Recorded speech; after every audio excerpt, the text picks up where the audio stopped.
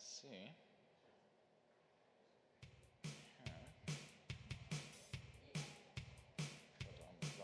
All my bags are packed and I'm ready to go. I'm standing here outside your door. I hate to wake you up to Pull up say the next goodbye. slide here. All right. But the dawn is breaking. All right, is everybody having fun? The taxi's All right, great. blowing his horn. So our next speaker, really, really fascinating guy. His name's Jack Sweeney. He's the creator of ElonJet and aircraft tracking bot software.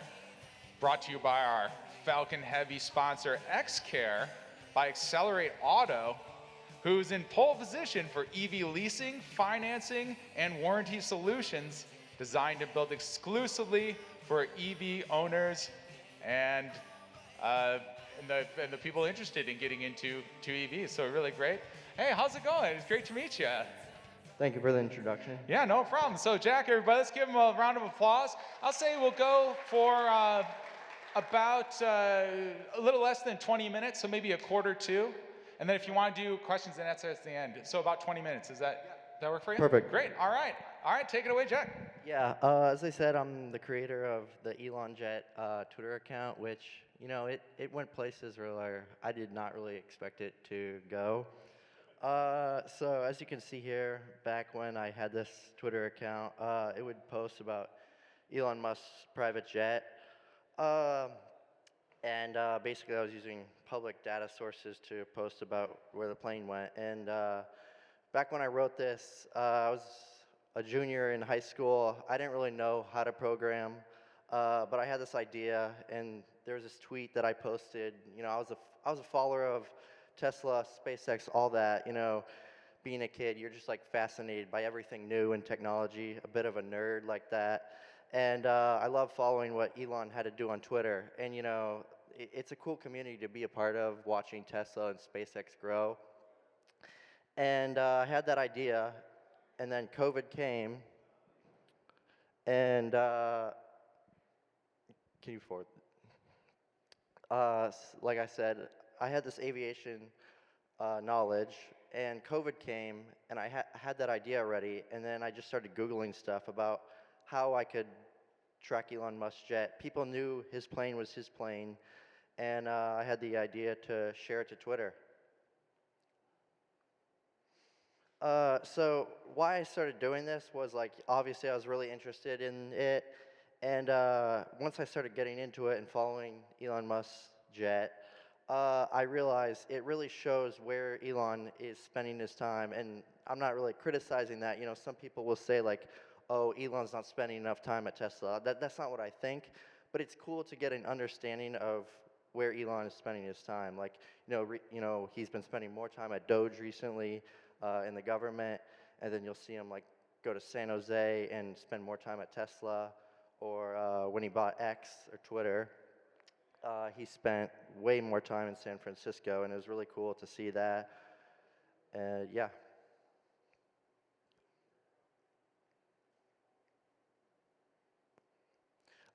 So here's some really cool, fascinating things I found out while I had this Twitter account. So like one of the really big developments that Elon would always fly to was Berlin for building the Gigafactory Berlin, where they build the cars in Europe for Tesla. And so one time he flew to Berlin, and then in the middle of the night, he suddenly flew to Wolfsburg, which is where the headquarters of Volkswagen is. And at the airport, the CEO of Volkswagen was there, and Elon and the CEO drove around the ID3 EV for Volkswagen. And then the next day, they posted a video together, and Elon said, you know, it's not a bad car. And it was just kind of cool to see that. It kind of revealed the insights before it happened, and the whole world like knew that Elon and the Volkswagen CEO were checking out that car. And another one that I thought was interesting, not saying it's good or bad, but you know, Elon got a lot of criticism for like anti-Semitic messages. And then he visited Auschwitz with Ben Shapiro a couple of days after the criticism, and it was cool to see that he cared to, visit the history of all that, and it just showed that he visited Poland and Auschwitz.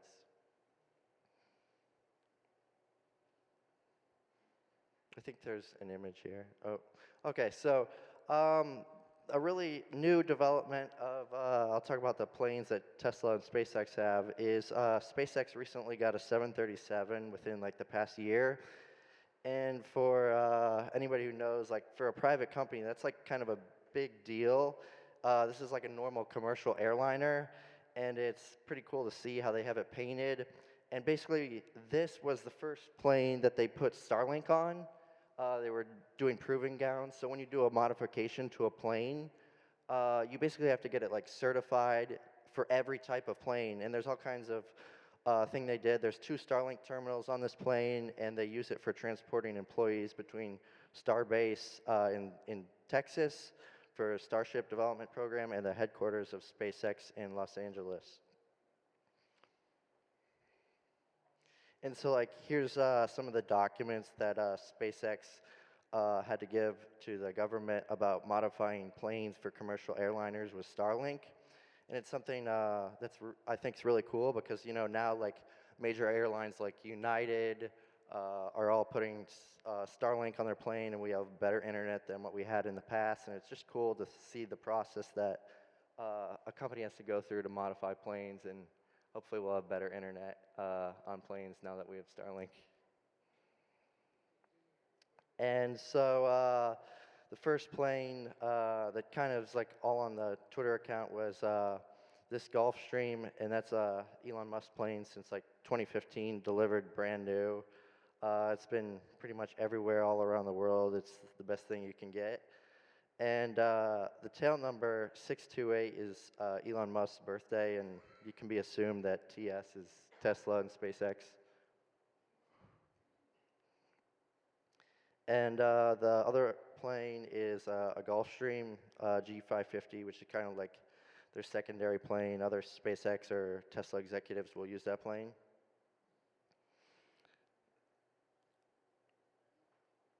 And lastly,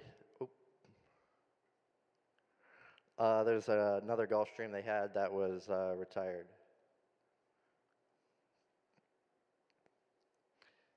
And that's it. Does anybody have any questions?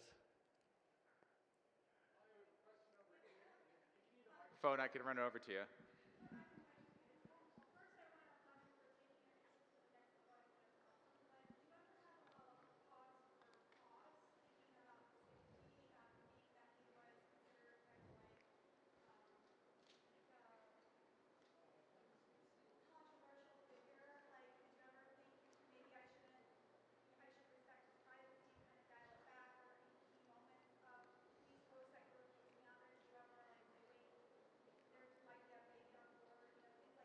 Yeah.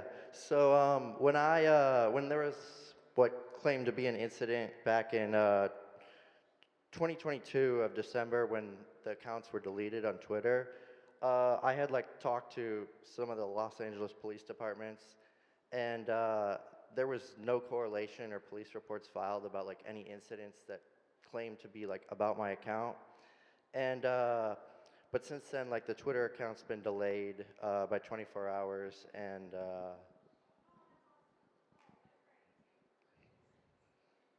Cool. Any other questions? Anyone? yeah, no problem. Any other? Oh, yes, sir. You? So I know that Elon reached out to you at one point in order to buy your account or to basically buy you out of posting his location. And you denied, I think it was like a $5,000 offer. Yeah, yeah, yeah. So at one point, so when did I'm just going to use the mic from the side. Okay. like 100,000? Was it 200,000? Was there a number that you had in mind that you would have said yes? I would have stopped doing this. Well, I just said like, how about 50? And then at some point he just was like, I don't think it's worth it or whatever. So then it went out, and he didn't, he wasn't happy. You know how much money But I that think- guy has? Could have highballed him for sure. I think like the journalistic all in stock, I value know. is more important than any monetary value that I've gotten from it. It's cool what it reveals. And then one other question. So how has the amount of fame or insight, like a lot of people have visited your Twitter account, obviously.